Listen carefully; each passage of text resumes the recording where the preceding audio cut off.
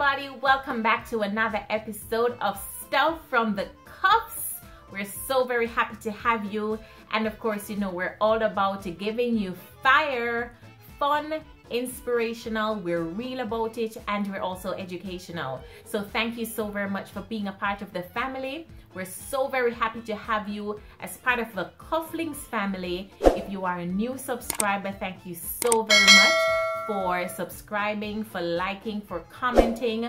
For all our subscribers who have been there over the past month, thank you so very much for all your support. And of course, you know, we are always very, very happy to have you and to interact with you via our comments or from our lives. Thank you, thank you, thank you. We appreciate you. So I'm alone today. So, you know, it's that time again for another mommy moment. And today I'm going to be doing my video on breastfeeding. So I had promised you from the C-section video that I would do a video on breastfeeding, and that is what I'm going to do today. All right, so I'm going to give you some tips that can help you along this breastfeeding journey. These tips worked for me, and you never know, they may work for you as well. So to all my expectant mommies, this one is for you. All my mommies on this breastfeeding journey. Of course, all the daddies and daddies to be, or you aspire to be a daddy or a mommy, this can also help you as well. And you may be saying, why do dads need this information?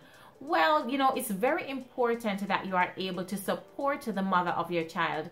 And so having this information, you can use it to help them, just in case they never saw this video or they never heard about this before.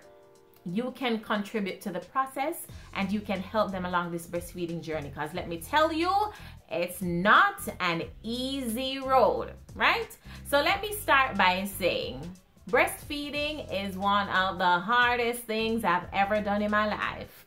No university, no job, no nothing can be compared to this journey. It's one of the hardest things I've ever done, but at the same time, it's one of the most fulfilling things that I've ever done.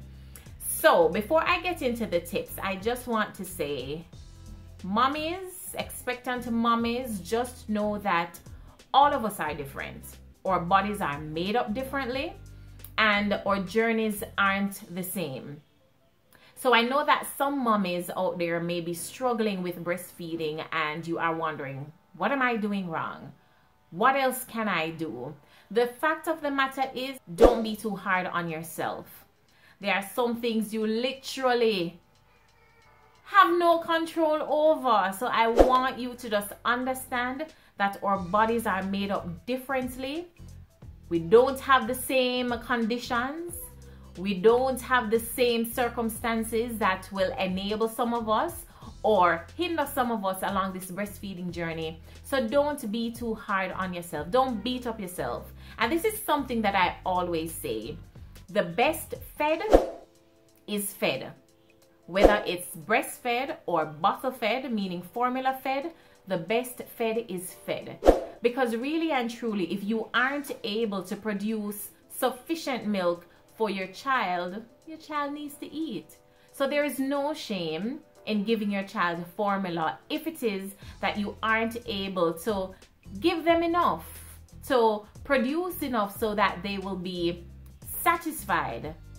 There is no shame in formula feeding your baby. There are great formulas out there. Do your research, choose the right ones for your baby, but don't feel like, oh, because you are not able to breastfeed for whatever reason, because some moms suffer from certain medical conditions, some suffer from certain physical conditions, some, you know, they simply just aren't producing enough.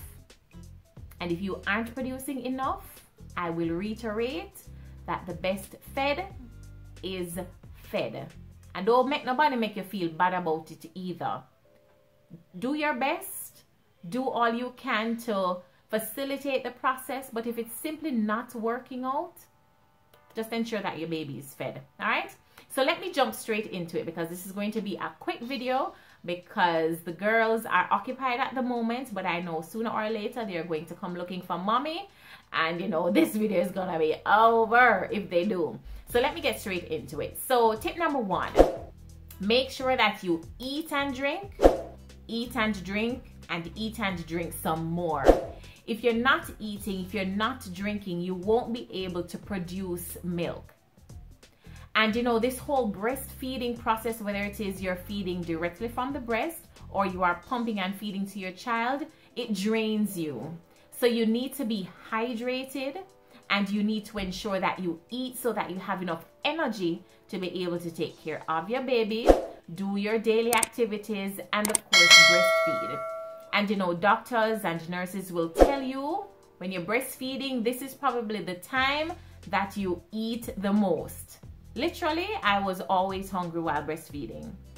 Every time after I breastfed, I had to eat either before or after. Well, mostly both times, before and after, because when I finish breastfeeding, I'm hungry all over again, like I never just ate. Right? So make sure that you're eating and you're drinking. Now for me, some things that worked for me in terms of drinking, because I just ate basically the same things that I ate while I was pregnant. I ate my fruits, had my vegetables, ate a little bit more in terms of portions, because I was now eating and drinking for me and to be able to produce enough for the baby. So I ate as normal, maybe just a little bit more. But in terms of drinking, so some of my go-to choices for drink were, well, not drink, but to drink were apple juice, Malta, Gatorade, and water. Now, there were times when I would breastfeed and I would be on the road and I felt so dehydrated. When you're dehydrated, when your body lacks water or liquid, you aren't able to produce. And one of the things that I would swiftly go to if that happens was Gatorade, because of the electrolytes. I would quickly feel hydrated and my milk supply would build right back up. Malta, water, and apple juice, from the very first time around, those things worked like a charm for me. And so you can try those out. In terms of eating, apart from the regular foods that I would eat, I find that when I ate cornmeal porridge and oats porridge, especially in the mornings, my milk supply would be like a river, right? So cornmeal porridge, oats porridge, Malta, Gatorade, water, and apple juice. Those things I always included in my daily diet in small portions some of the times, just to ensure that I built up my supply and I maintained my supply, because those were the things that I realized worked for me. And you may hear Bella crying in the background, probably the tablet turnover or something. I'm going to just check on her and I'll be right back in just a moment. She's all right, so let's continue with the video. So I was talking about eating and drinking. You have to keep your energy levels up. You have to stay hydrated. And of course, you have to ensure that you are eating and drinking enough to be able to produce milk for your baby. All right, so that's tip number one. Tip number two, as it relates to pumping, I would personally recommend, based on experiences with my two babies, that you use a double electric pump. So it serves two purposes. One, it's easier than using the manual pump. And two, you kind of get to kill two birds with one stone by pumping both breasts at the same time. So for me, I got more when I did that. So I would recommend, there are many brands out there and many great brands as well. So you can just do your research and stay within your budget, because there are different prices and you can just try and figure out which one works best for you. For me, I used the Even Flow double electric breast pump, and with that I also bought a, what was it? Hands-free pumping bra, where I was able to pump while I'm eating, because I don't have to hold the pump to my breasts. I could just put on the hands-free bra, put in the pump, and just have it pump while I was typing or eating or tending to the baby. It was very convenient when I had the hands-free bra to go along with my double electric pump. So you can check that out as well. I got my pump and the hands-free bra on Amazon, so you can check that out. So that's tip number two. Tip number 3, and I'm going to be talking about demand and supply. Now, there may come a time when your child may sleep for longer periods, and as mothers, we may tend to, say, all right, the baby is sleeping, so let me go either find something to do or let me go sleep for those long periods with the baby. So how your body works is, every time you breastfeed, your body gets a signal that, hey, your child needs the milk, so let me produce the milk.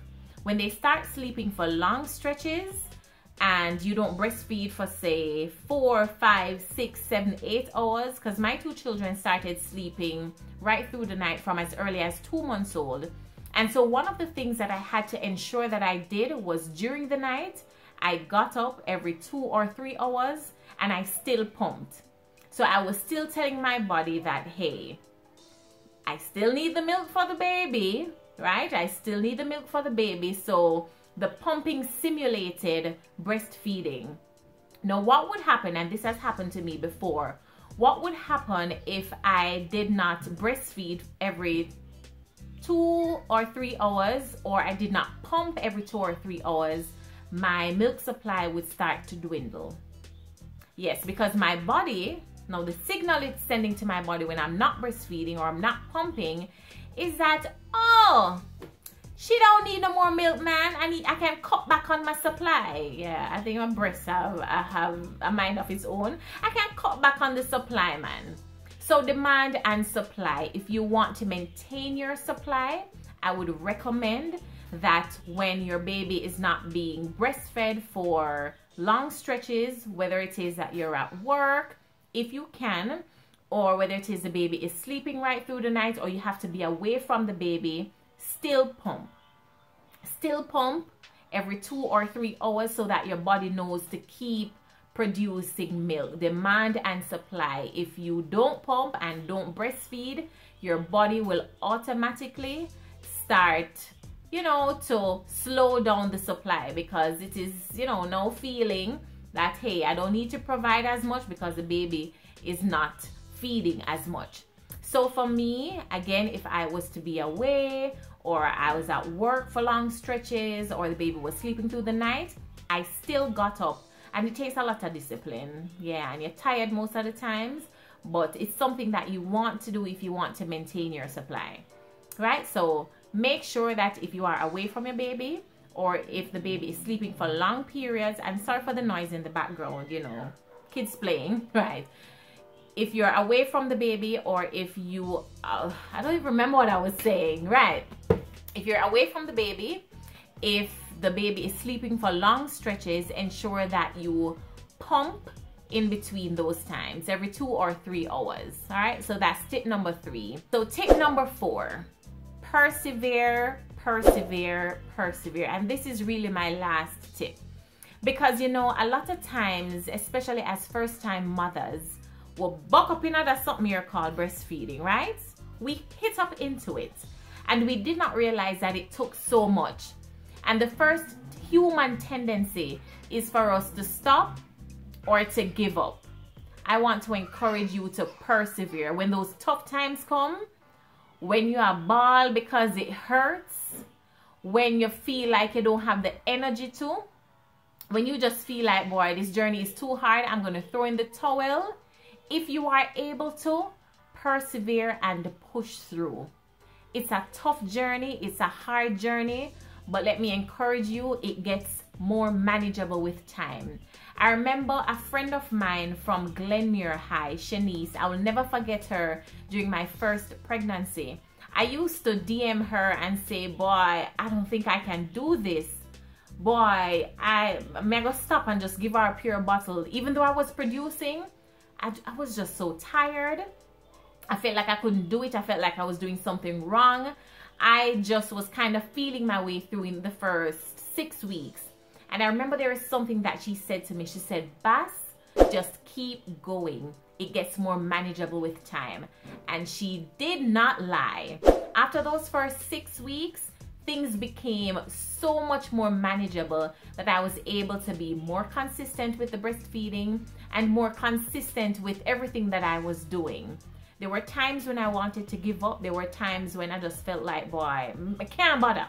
I can't bother. But then I always remembered what Shanice said to me, and I pushed through. So mommies, I know it's kind of tough right now, especially if you are in the first stages of breastfeeding, especially if it's your first child. It gets more manageable with time.